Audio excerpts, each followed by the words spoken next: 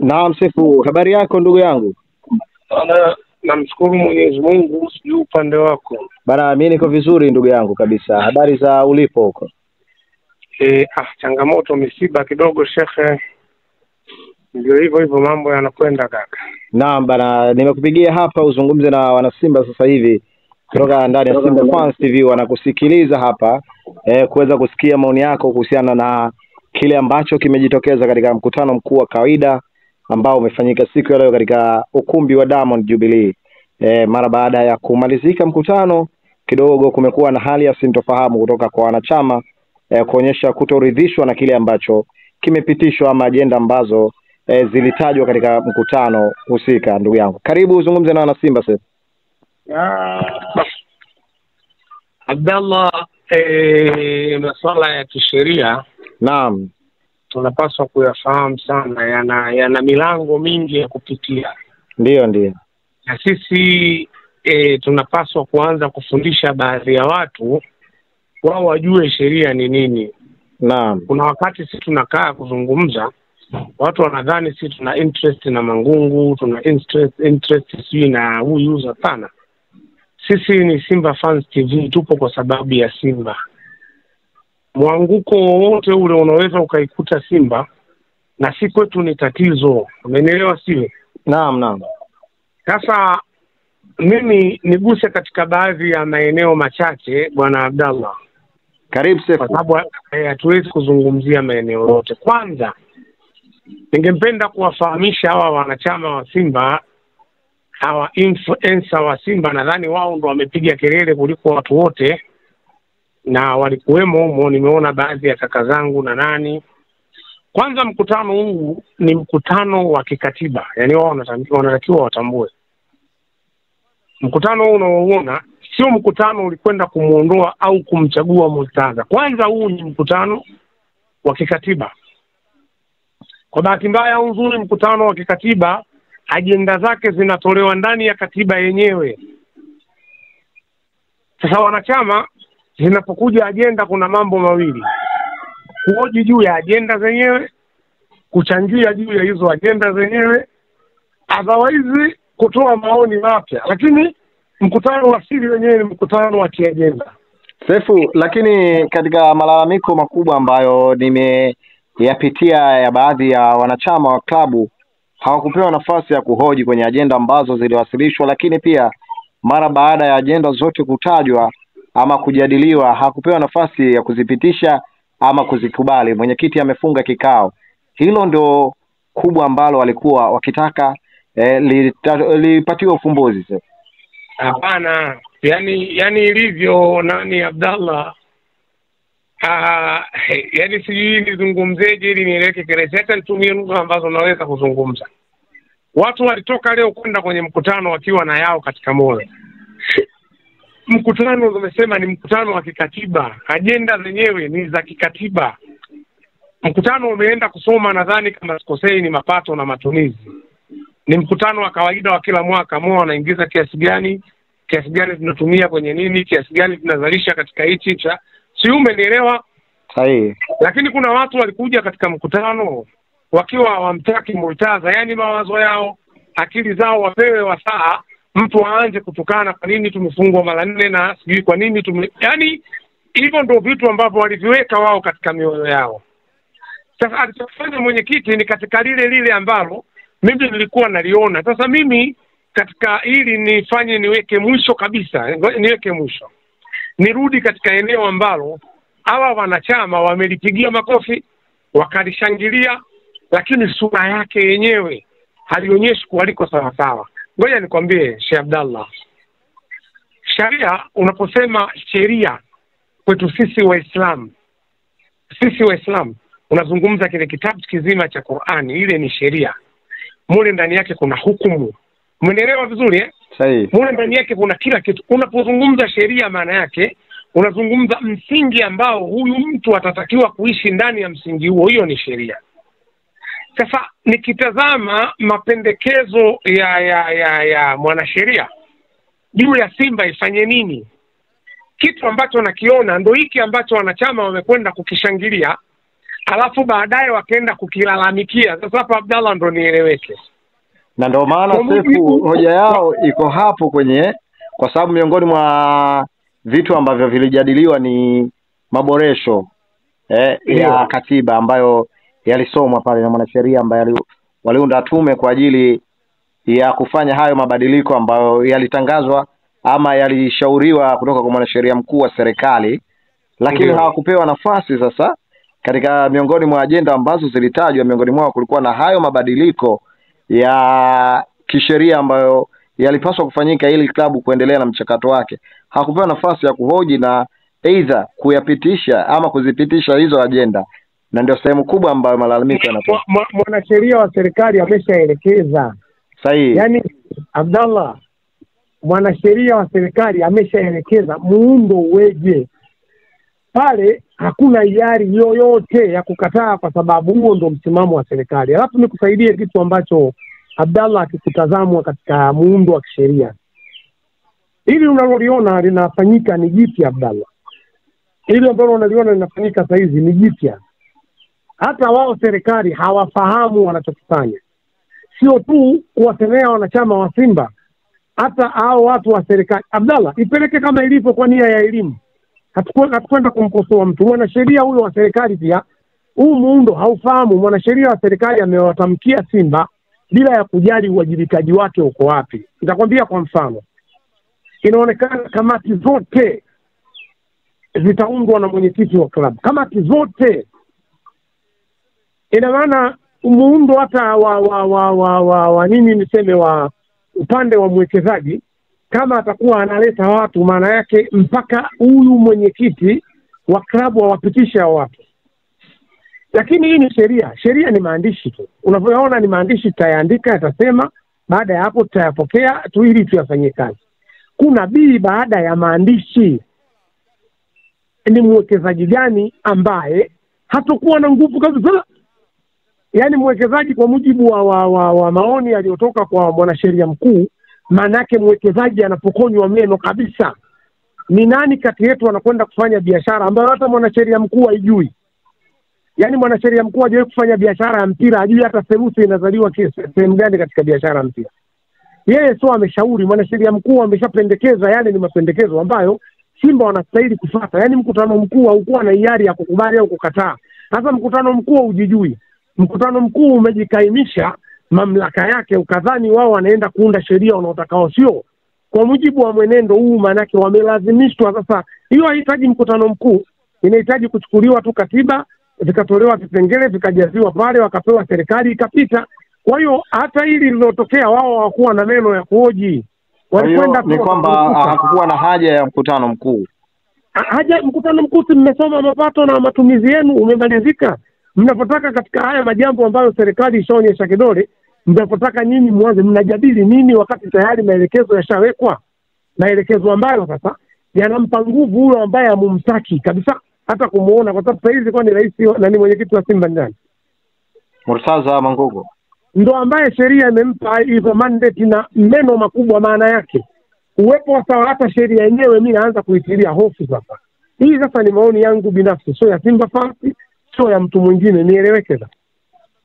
Ni yangu binafsi kwa namna nilivyoelewa kwamba hiki kilichotokea manake kinaenda kumuongeza nguvu mara mbili mwenyekiti. Sasa akitokea mwenyekiti ambaye akaona maslahi yake yeye binafsi yako sawa, anaweza kukinzana na mwekezaji na akafanya jambo lolote, kwa sababu meno mazima yamekaa kwake. Yaani sheria haikufanya mgawanyo, sheria haikuangalia mizani. Maana yake katika hili hata serikali hawajui wanachokifanya. Naam. Umeelewa Abdallah? Ndio. Mimi sifumbi macho, mimi sitoi maoni ya chochezi. Mimi maoni yangu ya kwanza, nimesikiliza kilichojadiliwa, nimetazama kilichojadiliwa, nimetazama msingi wa hicho tunachozungumza.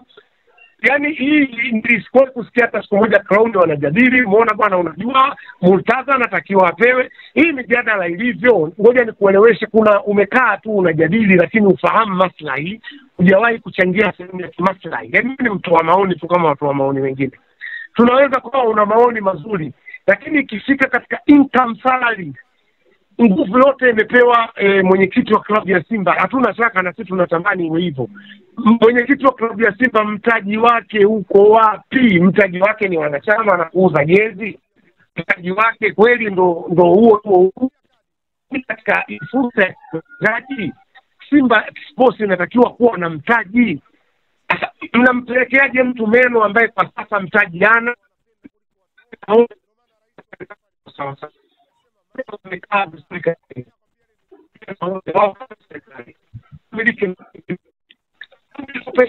Sehemu ya mtaji. Umeelewa sio? Nakupata kidogo. Naona mtandao ulikuwa unakatakata, lakini tuendelee ndugu yangu. Naam, wangetoka huko wakaja kuwakopesha Simba sehemu ya mtaji. Kwamba jamani nyinyi mnaenda kufanya, Simba ni brandi kubwa. Bilioni 21, 22 au 23 ni fedha za kawaida sana. Sisi tunawaamini kutoka benki kuu tutawapa mtaji wa bilioni 23. Hewani hia utakuwa mnaturudishia shilingi 1.3. Daiteni muona bana 20 mtakuwa mmempiza mmebaki na mtaji wenu. Alafu mrudishieni sasa hayo maguvu mnaotaka kumpa. Lakini mmekaa tu kwa klabu ya wanachama kwa mamlaka ya kufanya hivi na hivi, tutakumpia kazi huyu sisi tutamweka. Maneno tu mmekaa mmeamba. Maneno haya nyinyi hawahi kuingia katika mitaji kusaidia klabu yoyote brother. Umenielewa vizuri? Naam. Kwa haya mambo ni serikali hata mngeweka neno gani kama watu wanakosoa Qur'ani, kama watu wanakosoa Biblia, sisi umenielewa? Yaani wapo watu wanaimani Biblia itampelekea mbinguni, kuna mtu anaikosoa. Yuko mtu anaamini Qur'ani itampelekea peponi, kuna mtu anaikosoa. Mimi maneno haya, yani haya ni maneno hata mngesemaje, hata nyinyi hiyo serikali wenyewe hamko sahihi katika jambo hili. Hata serikali hawako sahihi. Mimi nipo kwenye michezo. Yaani watu wa siasa watoke, mimi nazungumzia michezo sasa, sizungumzii siasa. Umenielewa vizuri? Naam. Yaani mimi katika siasa mimi ni mzuri tu, kwa hiyo serikali sina shida. Sasa umri wangu uniruhusu kuanza kukinzana.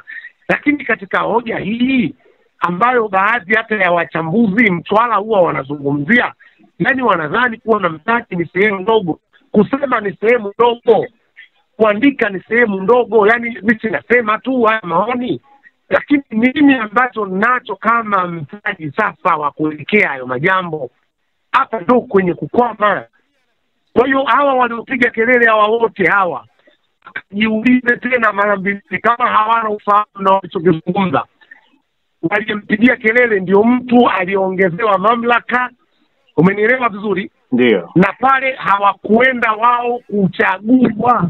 Utawarudie tena kilichofanywa, halafu angalie mapendekezo ya mwanasheria. Hawakupewa mamlaka hayo ya kuchagua. Kwa hiyo tunaweza kusema kwamba kila kitu kilikuwa kimeshapangwa kabisa.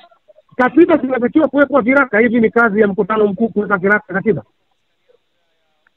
Kuweka viraka katiba sio kazi ya mkutano mkuu, ni kazi ya wataalamu wa kisheria. Wakae chini wafanye mapendekezo, waweke, warudishe serikalini.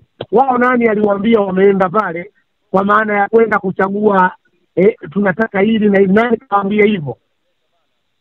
Hata wajue hata wanachokilalamikia wakijui. Yaani hawa influencer hawa mimi nimewasikia sana. Lakini Sefu, tukirejea mazungumzo ambayo aliyozungumza naibu waziri Mwana FA, alisema kwamba serikali haijawahi kulazimisha mabadiliko kwa klabu bila ya uamuzi wa wanachama, na mchakato wenyewe upo chini ya wanachama. Kwa maana yale maboresho yote ambayo ama agenda zilipelekwa zilipaswa kupitishwa na wanachama, lakini hawakupewa nafasi kwamba aidha wamekubaliana nazo hizo agenda ama hawajakubaliana nazo. Serikali lini sana wanachama wa Simba kuuliza wakasema hicho walichokuja nacho kama mwanasheria mkuu wa serikali ndio Simba wanataka lini? Lakini ilikuwa utaratibu ni huo sasa. Hello. Hello. Ilikuwa na wanachama wa Simba wakawaambia kwamba hiki ndio tunachotaka. Nikumbushe. Kumbukumbu hizo sina, lakini sasa mimi kusaidia jambo lingine. Ndio. Walikuwa serikali chochote katika hiki, lakini pia serikali haijawa tayari kukamilisha mchakato huo, kwa sababu serikali haijawa tayari na pale. Sikilize bwana. Ndio. Leo ambao wanaligusa ni kuwa serikali yenyewe inahitaji Simba kuwa na nguvu kubwa ni kweli, kwa sababu ndio yenye timu yao. Wanasema kuwa na nguvu kubwa ni kweli, kwa sababu ndio yenye timu yao. Alafu hawana mtaji, maana yake katika lugha za kibusara hata serikali haitaki. Hebu ifafanue kidogo tupate kufahamu zaidi. Mimi saizi tunazungumza mimi na wewe bwana, nimekutwa na msiba. Unajua mimi bwana nataka niende zangu nikazike. Unajua ukiwa na biashara ya shilingi 10,000 unaweza kupata 15,000, ukiweka 20,000 unaweza kupata 25. Biashara ninayo kweli, lakini nauli ya kwenda sina. Hivi kama ukunisaidia nauli ukazidi kunipa elimu tuna ufanisi wa biashara, nitafika kwenye msiba? Hauwezi kufika ndugu yangu. Ya Simba sio tena kuanza kuambia siku mwekezaji sio akifanya hivi afanyeje, nini huyo mwekezaji akifanya hivi afanyeje, sio yupo ndio anafanya kazi saa hizi. Nyinyi kama serikali ambao mnataka kukiweka hicho mlichokiweka, mmepima maslahi ya mwekezaji yakoje? Yaani nyinyi mnafahamu mtawahi kutoa hata shilingi 10 yenu ili mkaona hasara na faida ya mnachokisema? Ushauri tu ni jambo la kawaida sana. Nimekwambia kuna maandishi kuliko Qur'ani na Biblia. Bado zinakosolewa. Kwa maana nyinyi kuwa na nukta ya kukosoa katiba ya Simba sio tatizo. Mnachokishauri sio tatizo. Mnachokishauri kinakuwa kigumu kwa sababu mtu mmoja anakosa mtaji, mchezaji na kuji. Kweli nafuata watu wote wanisupport. Lakini end the day nataka kujua ninachofanya. Alafu mimi nakupatia neno yoyote katika hili ninalofanya. Vipi huyu mwenyekiti ambaye nimempa mamlaka na neno akiwa sasa anaizimia mimi kusadi na lalamika wapi? Kwa sababu kwa sheria yeye ndo amefahamishwa nafasi zote. Unanielewa sijui? Ndio. Mimi kama mwekezaji namfuata nani kwenda kumwambia sasa hapa nilipofikia naona mimi naumizwa, mwenyekiti hataki kunipa moja mbili tatu, nani naenda kumwambia? Kwa mujibu mkutano mkuu ndio utakuwa kila kitu. Umenielewa vizuri? Sahihi. Kitakachofanyika kwa mwenyekiti atachukua mamlaka yake na kufanya kazi yake tu. Sasa katika hili hawa wanaolalamika, nisikilize bwana Abdallah. Na kusikiliza vizuri na wanakusikiliza. Wanaolalamika wanaonekana hawajui kilichowapeleka pale. Wao hawakwenda kutoa maoni yoyote. Wamekwenda kukubaliana na kutia viraka katiba kwa mujibu wa serikali inavyotaka. Sasa wasilalamike. Wasubiri tuweke viraka. Mangungu asimtaka anaongezewa sasa maguvu kuliko aliyokuwa nayo.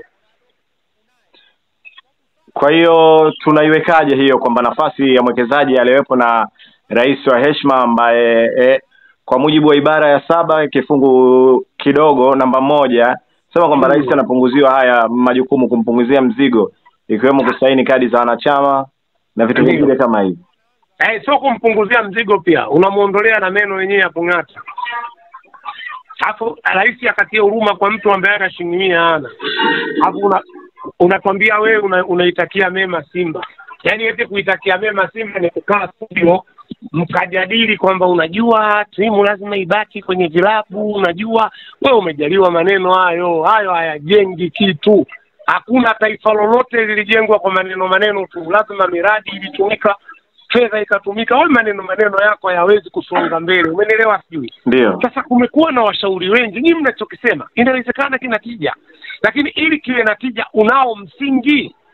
Ukakuja kwenye msiba unasema unajua msiba huu tungepata ng'ombe 2 au ng'ombe tungekula wiki moja. Yaani ukikosekana mtu mwenye hela wewe tu unapiga kelele tu. Iko hivyo. Sasa hii ni hata serikali katika hili wamekuwa kama wapiga kelele. Kwa sababu hamna chochote ambacho mmeshauri. Mimi nikwambie ukweli. Kwa mujibu wa uelewa wangu mimi. Ndio. Hata serikali hakuna chochote ambacho wamekishauri katika hili kikaonyesha kina nia njema. Isipokuwa wamejifika katika mlango wa wanachama, hatutaki timu iondoke. Hii ni mlango tu ambao wamejificha. Kwani wewe kwa mfano ungekuwa sasa imeambiwa hii timu 75% ziende kwa mwekezaji. Ndio Ndio. Alafu wanachama wabaki na 25. Mwekezaji awe na nguvu ya kufanya hivi na hivi. Hivi mwekezaji siku angekaa akauza hii timu. Inawezekana kuuza timu ya wanachama? Haiwezekani. Tungepunjwa nini? Yaani kama klabu tungepunjwa nini? Kwa mfano ikiwa hivyo wanapotaka mimi sasa wanachama wa klabu unanufaika nini? Ni lugha za udanganyifu tu kaka. Sepu, tumalize na hili kidogo. Katika miongoni mwa vitu ambavyo nilitamani kuvisikia wakati inatajwa ripoti ya matumizi ya mapato na matumizi, sikuona sehemu yote kipengele ambacho labda klabu imeingiza kutoka kwa wanachama, hasa ulipaji wa kadi za wanachama. Hii imekaaje ndugu yangu kwanza kwa upande wako? Klabu haziwezi kutafuta vyanzo vya fedha kwa kufanana. Hii utakuwa unajua kuna watu kama majangala nchi. Ndio. Yaani kwa sababu Yanga wamepata labda bilioni 1 kutoka kwa wanachama, lazima Simba wapate? Hapana. Simba inaweza kutafuta kwa vyanzo vingine isimshughulishe mwanachama wa klabu na klabu ikaenda, kwa sababu hatuoni tatizo hilo. Umenielewa vizuri?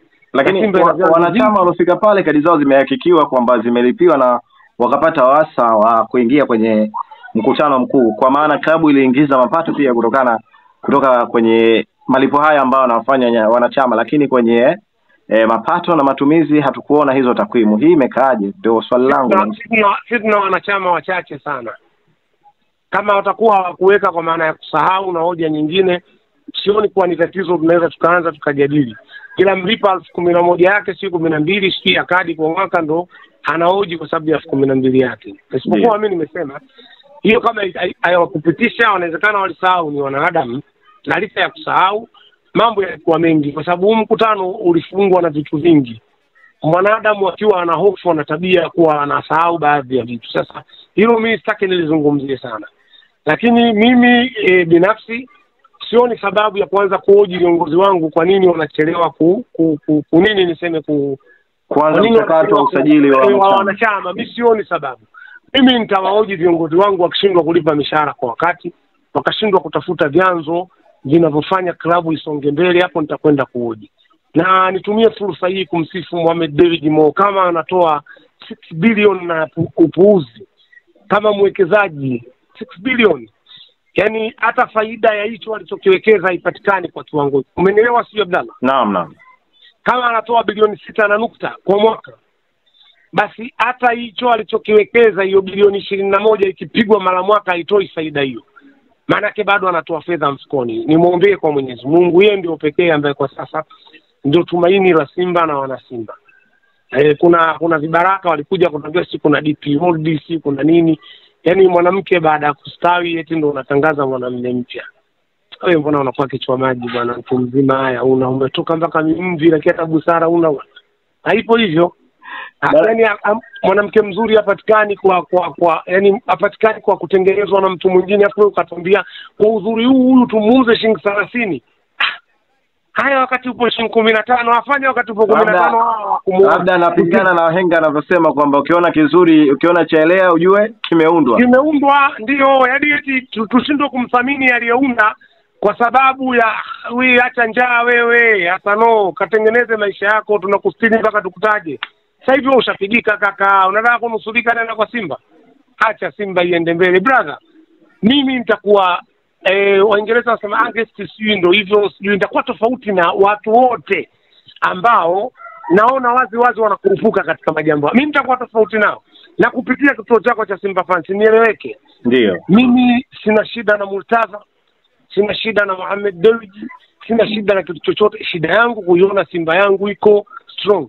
Sasa wewe unaingia katika kundi ambalo unakuona ujui unachokifanya, nitakushuki kaka. Bana, nikushukuru sana sasa. Na mimi nikushukuru Abdalla kwa kunipa muda wako. Asante sana.